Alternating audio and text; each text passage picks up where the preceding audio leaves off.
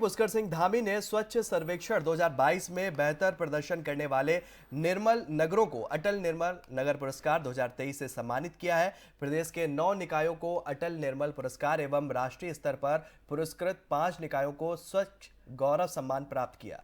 मुख्यमंत्री ने अटल निर्मल नगर पुरस्कार के लिए चयनित नगर निगम, नगर पालिका व नगर पंचायत के प्रतिनिधियों, अधिकारियों एवं कर्मचारियों को बधाई भी दी। सीएम ने आगे कहा कि स्वच्छता सर्वेक्षण 2022 में बेहतर प्रदर्शन कर इन निकायों ने राष्ट्रीय स्तर पर सम्मान पाकर हमारे प्रदेश का नाम रोशन किया है। कार्यक्रम के दौरान दून कैंट स्वच्छता चौपाल का लोगो भी लॉन्च किया गया। इस अवसर पर सीएम धामी ने 4 घोषणाएं भी की। उन्होंने कहा कि अटल निर्मल नगर पुरस्कार की धनराशि 1 करोड़ रुपए से बढ़कर 2 करोड़ रुपए की जाएगी। कैंट बोर्ड को भी इसमें सम्मिलित करने के लिए जो प्राविधान होंगे उसके अनुसार किया जाएगा। प्रधानमंत्री आवास योजना शहरी लाभार्थियों को भी आवास बन जाने के बाद सामान के लिए 5-5 हजार रुपए की प्रोत्साहन राशि दी जाएगी। केदारनाथ, बद्रीनाथ और गंगोत्री में यात्रा काल के दौरान कार्य करने वाले पर्यावरण मित्रों को भोजन एवं गर्म वर्दी के लिए अतिरिक्त मानदेय भी दिया जाएगा। केंद्रीय सेवा के कर्मचारियों के पेंशन देयकों के भुगतान हेतु राज्य वित्त आयोग 1% की धनराशि उपलब्ध कराई जाएगी।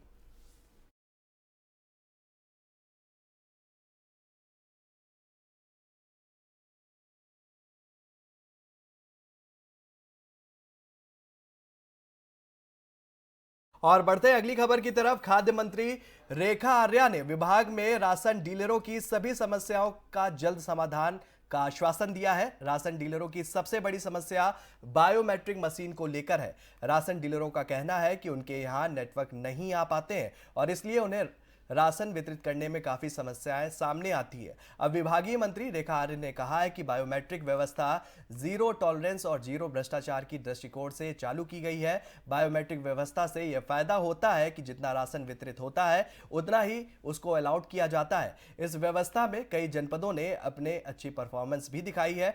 पहाड़ी जनपदों में अभी तक संपूर्णता नहीं हो पाई है, उस ओर भी हम काम कर रहे हैं। मंत्री आर्या ने आगे कहा कि रिचार्ज का पैसा राशन डीलरों को मिलता है, लेकिन उसमें थोड़ी समस्या यह है कि वह पैसा समय पर नहीं मिल पाता है। उसको लेकर भारत सरकार केंद्रीय मंत्री से भी वार्ता लगातार जारी है। आने वाले समय में कोई भी ऐसी समस्या नहीं देखने को मिलेगी।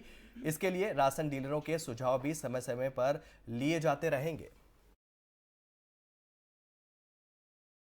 देखिए, बायोमेट्रिक व्यवस्था अपने आप में जीरो भ्रष्टाचार के दृष्टिकोण से यह व्यवस्था लागू की गई है। बायोमेट्रिक व्यवस्था के तहत में यह फायदा होता है कि जितना राशन उसको अलॉटेड होता है, पर्टिकुलर उतना ही राशन उसको अलॉट होता है, उसके थंब के साथ में अलॉट होता है, जो कि मैं समझती हूँ उसकी एक अपनी यूनिक आईडी होती है।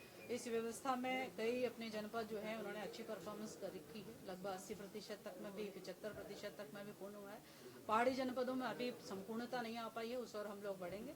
और रही बात की उसको रिचार्ज करने के उससे, तो रिचार्ज का पैसा मिलता है, लेकिन दिक्कत ये है कि समय पर नहीं मिल पाता है। वो कहीं ना कहीं इशू है। उसको लेकर जो है भारत सरकार में जो है केंद्रीय मंत्री जी से भी वार्ता उस क्रम में जारी है।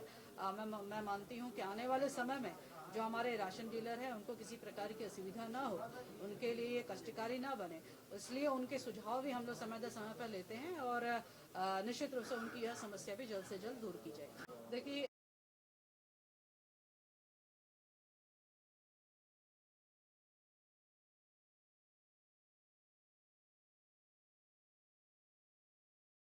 उत्तराखंड में पर्यटन की अपार संभावनाएं हैं और इसी को देखते हुए प्रदेश सरकार की ओर से पर्यटन के क्षेत्र में कई महत्वपूर्ण प्रयोग भी किए जा रहे हैं। कुछ ऐसे क्षेत्र भी हैं जिनके विकास को लेकर सरकारों के प्रयास उतने सार्थक साबित नहीं हुए हैं जितना कि होना चाहिए था।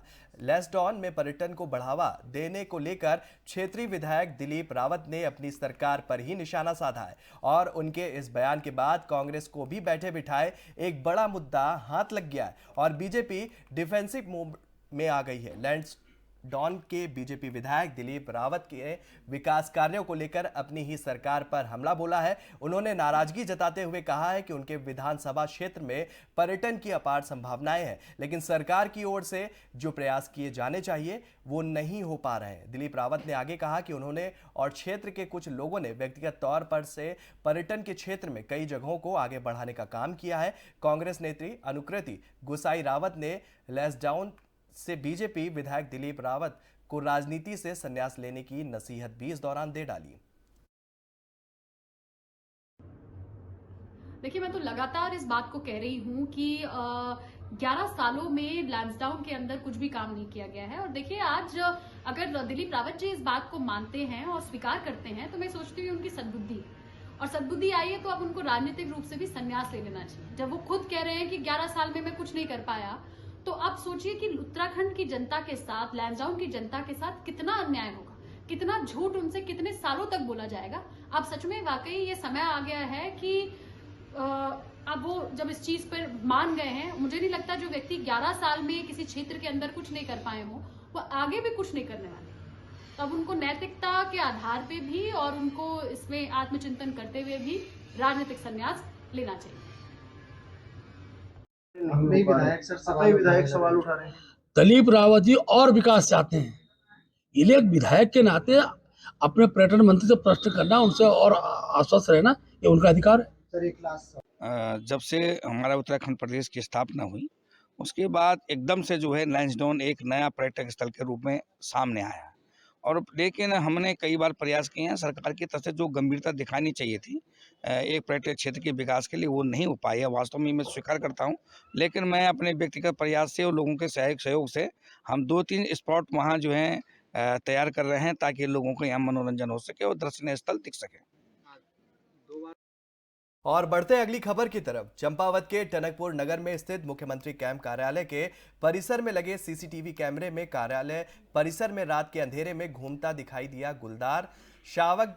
बीते कुछ दिनों से नगर के सीमावर्ती क्षेत्रों में सरे शाम गुलदार दिखाई देने से लोगों में दहशत का माहौल भी बन गया है। पिछले एक पखवाड़े से अक्सर गुलदार सागवानी जंगल से लगे नगर क्षेत्र में भ्रमण करता दिखाई दे रहा है। कुछ दिनों पूर्व ही नगर में चंद कॉलोनी में आम के बाग में घास चर रहे एक जानवर पर गुलदार द्वारा हमला करने की घटना भी सामने आई थी, जिसके बाद दोबारा गुलदार का शावक बीते कुछ दिनों से देर रात नगर से लगे मुख्यमंत्री कैंप कार्यालय में विचरण करता हुआ नजर आया। वहीं कैंप कार्यालय में तैनात प्रशासनिक अधिकारियों ने कार्यालय परिसर में रात को गुलदार का शावक देखे जाने के संबंध में वन विभाग के अधिकारियों को सूचित कर दिया है। वहीं वन विभाग के अधिकारी जंगल की सीमा से लगे नगर के क्षेत्रों में रात्रि गश्त का हाका लगवा रहे हैं।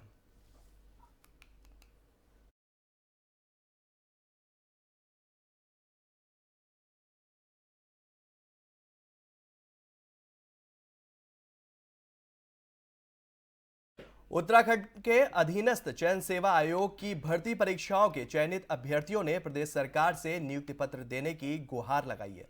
राजधानी देहरादून में काफी संख्या में एलटी चयनित अभ्यर्थी एकत्र हुए और सीएम आवास कूच किया। चयनित अभ्यर्थियों का कहना है कि उत्तराखंड अधीनस्थ चयन सेवा आयोग की 4 भर्ती परीक्षाओं के 2500 अभ्यर्थी चयनित होने के बावजूद अभी भी बेरोजगार के कगार पर हैं। वहीं सरकार से लगातार इस बारे में वो मांग कर रहे हैं कि उनको जल्द से जल्द नियुक्ति पत्र सौंपा जाए। उनका कहना है कि इन चारों भर्ती परीक्षाओं की एसआईटी जांच हो चुकी है और इन परीक्षाओं को क्लीन चिट भी एसआईटी की ओर से दी गई है। इसके बावजूद अभी तक अभ्यर्थियों को नियुक्ति पत्र नहीं सौंपा गया है। उत्तराखंड अधीनस्थ चयन सेवा आयोग की भर्ती परीक्षाएं इन दिनों लगातार सुर्खियों में है। आपको बता दें कि पिछले दिनों कई परीक्षाओं को लेकर लगातार सवाल भी उठ रहे थे, जिसकी एसटीएफ की ओर से जांच भी की जा रही है। इन परीक्षाओं की जांच में तमाम लोगों की संलिप्तता पाई गई और उनको गिरफ्तार भी किया गया है।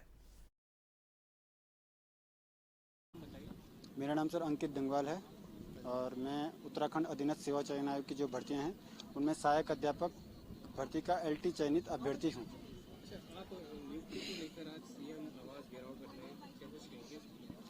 सर, पिछले 2 सालों से उत्तराखंड अधीनस्थ सेवा चयन आयोग की जो भर्तियां हैं वो नियुक्तियों को लेकर के लगातार इंतजार कर रहे हैं अभ्यर्थी।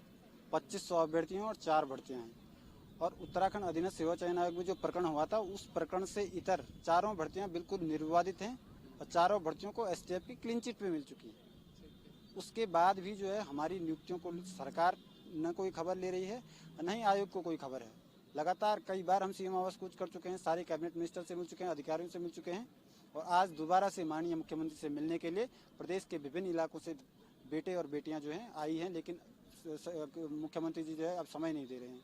हमारी क्या रहेगी आपकी और आप क्या चाहते हैं? देखिए, हम चाहते हैं कि आज ही नियुक्ति का आदेश जारी कर दिया जाए, आज ही तुरंत नियुक्ति का आदेश जारी कर दिया जाए, क्योंकि 2 सालों से मानसिक रूप से और आर्थिक रूप से उत्पीड़न झेल रहे हैं। ये पहाड़ की जवानी और पहाड़ के पानी की बात करते हैं। आप तो बिस्लरी का पानी पीते हैं, आपको क्या मतलब है पहाड़ की जवानी है? पहाड़ की जवानी सड़कों पर धक्के खा रही है साहब, आपको क्या पता?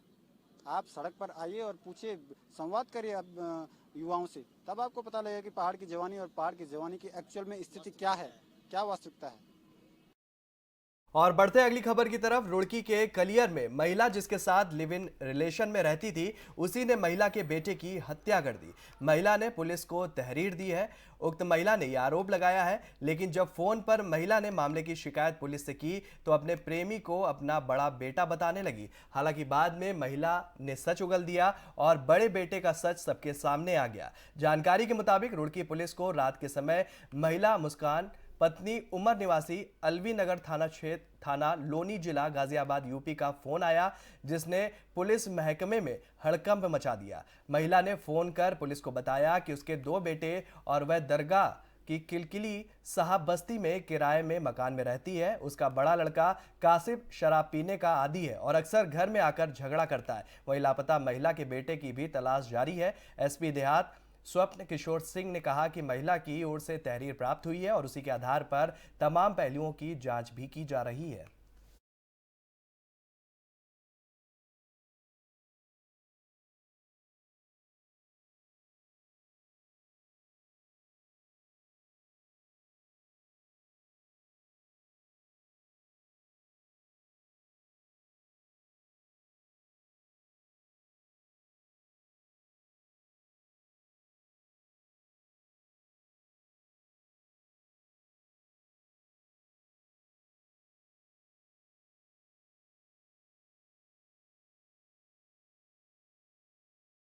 ग्यारहवीं अखिल भारतीय पुलिस तीरंदाजी प्रतियोगिता का समापन हो गया है। राजधानी देहरादून के पुलिस लाइन में 14 दिसंबर से इस प्रतियोगिता का आयोजन किया गया। उत्तराखंड में यह पहला मौका रहा है जब इस तरह की प्रतियोगिता का आयोजन किया गया। इस प्रतियोगिता में 26 राज्यों की टीमों के पुरुष एवं महिला की कुल 315 खिलाड़ियों ने प्रतिभाग किया। आपको बता दें कि मुख्य अतिथि राज्यपाल लेफ्टिनेंट जनरल गुरमीत सिंह ने पुलिस लाइन में पहुंचकर प्रतियोगिता का समापन किया। सभी राज्यों की पुलिस के साथ साथ सीआरपीएफ, असम राइफल, एसएससी और बीएसएफ के जवान भी प्रतियोगिता में शामिल हुए। प्रतियोगिता में आईटीबीपी की पुरुष टीम और बीएसएफ की महिला टीम ने प्रथम स्थान भी हासिल किया। असम राइफल की पुरुष टीम हार्ड लाइनर रही और सीआरपीएफ की महिला टीम हार्ड लाइनर रही। राजस्थान की पुरुष टीम रनअप रही और असम राइफल की महिला टीम रनर अप रही। गुजरात, बिहार, दिल्ली, हरियाणा, आईटीबीपी, झारखंड, महाराष्ट्र, मणिपुर, मेघालय, नागालैंड, उड़ीसा, पंजाब, राजस्थान और एसएसबी, तमिलनाडु, तेलंगाना, उत्तर प्रदेश, पश्चिम बंगाल और उत्तराखंड की टीम ने प्रतियोगिताओं में प्रतिभाग भी किया है। ये बहुत खुशी की बात है कि 11वां जो तीरंदाजी का कंपटीशन उत्तराखंड में किया गया है और ये पहली बार है कि उत्तराखंड में इसका आयोजन किया है और जिस प्रकार से आयोजन किया गया है अपने आप में एक बहुत अच्छा स्टैंडर्ड बनाया है। इसके अंदर में 196 पुलिस पर्सन्स ने किया था और सबसे बड़ी बात है कि 120 महिलाओं ने हिस्सा लिया। मैंने उनका जो तीरंदाजी का स्टैंडर्ड है देखा है तो ऐसा लगता है कि भारत इस इलाके में पक्का आने वाले समय में बहुत अच्छा करेगा। आर्चरी प्रतियोगिता को हमने पहली बार करवाया है उत्तराखंड पुलिस ने और यहाँ जबकि इसके बहुत संसाधन भी नहीं, आपको पता है हमारी टीमों को तैयारी के लिए भी दूसरे ग्राउंड्स को यूज करना पड़ता है। उसको देखते हुए एक बड़ा स्टेप हमने जोखिम उठाया था, परंतु बहुत अच्छे से सफल हुआ। हमारे पुलिस लाइन को ही हमने आर्चरी ग्राउंड में बदला और बहुत अच्छे से प्रतियोगिता संपन्न हुई। हमारी अपनी टीम जो है 12वीं पोजीशन से 6ठी पर आई है। हम छोटा सा स्टेट है और नया खेल है हमारे यहाँ। विकासनगर में आए दिन लगने वाले जाम से लोग परेशान होते रहते हैं, जिसको लेकर समय समय पर पुलिस और नगरपालिका के द्वारा अवैध अतिक्रमण हटाओ की कार्रवाई भी की जाती है, लेकिन अतिक्रमण करने वाले इससे बाज नहीं आते, जिसको लेकर विकासनगर में तैनात एसएसआई भुवन पुजारी के द्वारा चालानी कार्रवाई की गई। लोगों को हिदायत दी गई कि वह अवैध अतिक्रमण न करें। अगर यह लोग दोबारा अतिक्रमण करेंगे तो भुवन पुजारी ने कहा कि इन पर कठोर कार्रवाई भी की जाएगी। वहीं व्यापार मंडल अध्यक्ष संजय गुप्ता से भी मीडिया ने वार्ता की तो उनका भी यही कहना है कि हमारे द्वारा समय समय पर लोगों को समझाया जाता है, लेकिन दुकानदार इससे बाज नहीं आ रहे हैं। इधर अतिक्रमण हटाओ कार्रवाई की जाती है, उधर थोड़ी देर बाद दोबारा से लोग फिर से अतिक्रमण कर लेते हैं।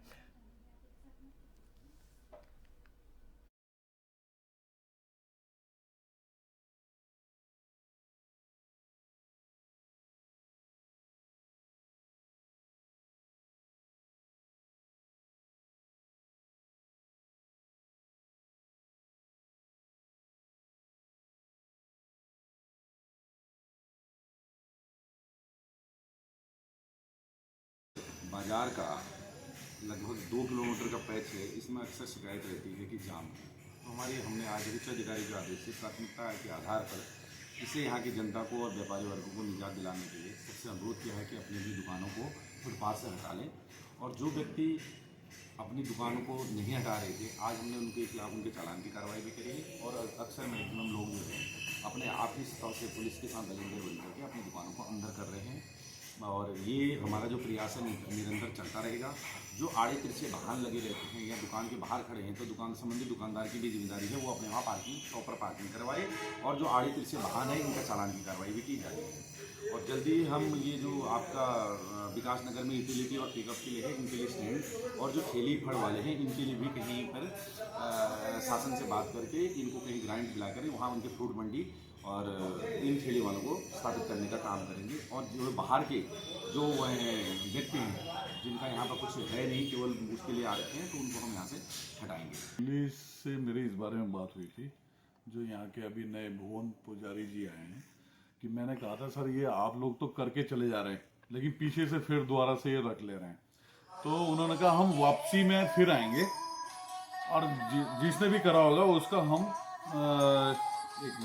जिसने भी ये दुकानें रखी होंगी दोबारा से वापस आ करके, तो ये इनका दोबारा से चलान होगा। सर पुलिस कब तक चालान काटेगी? आपने भी समझाइश बहुत करी, क्यों आपका कहना नहीं मानते, क्यों नहीं मानते हैं? अब सर आदत से मजबूर हैं ये लोग, तो हम क्या कर सकते हैं। लेकिन ये है कि फिर भी पुलिस अपनी तरफ से बहुत अच्छा कोशिश और बड़े अच्छे प्रयास में लगेगी। सर आप अध्यक्ष पद पे चुना गए, जब भी अध्यक्ष का नहीं कहना मानेंगे तो पूरे प्रशासन का क्या कहना मानेंगे? कोशिश में लगे हैं जी। मैं अध्यक्ष कम भाई ज़्यादा हूँ, सबका बहुत अच्छे मेरे परिवार जैसे संबंध है सबसे, तो इसलिए आपने भी सर लोगों को दुकानदारों को इतना समझाया, उसके पश्चात भी ये दुकान बाहर लगाते थे। अभी 4-5 दिन की बात थी, रोड विकास ये अस्पताल रोड पे जाम हुआ था सर, आपको कुछ पता होगा? जी बिल्कुल पता है। किसकी लापरवाही है सर ये? क्या करा ये ट्रैफिक ही कह सकते हो जी। अब ये इतनी सारी हमारे यहाँ ठेली हो गई हैं, इतने ज़्यादा फड़ वाले हो गए हैं, बड़ी दिक्कत आ रही है, जो कि रजिस्टर्ड।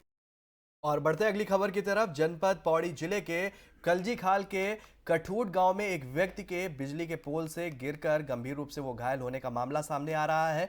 राजस्व उप निरीक्षक धजवीर सिंह जानकारी देते हुए उन्होंने बताया कि विद्युत विभाग सब स्टेशन घंटियाल में कार्यरत संविदा कर्मी मुकेश सिंह आज लगभग 2:45 पर विद्युत पोल से गिरकर गंभीर रूप से घायल हो गया, जिसकी कि 108 की मदद से उपचार के लिए सामुदायिक स्वास्थ्य केंद्र घटियाल लाया गया, जहां उसका प्राथमिक उपचार किया जा रहा है। बताया गया कि विद्युत पोल की जर्जर स्थिति होने के कारण दुर्घटना हुई है। बताया ये भी जा रहा है कि घायल स्थिति को देखते हुए उसे जिला अस्पताल रेफर भी किया गया है।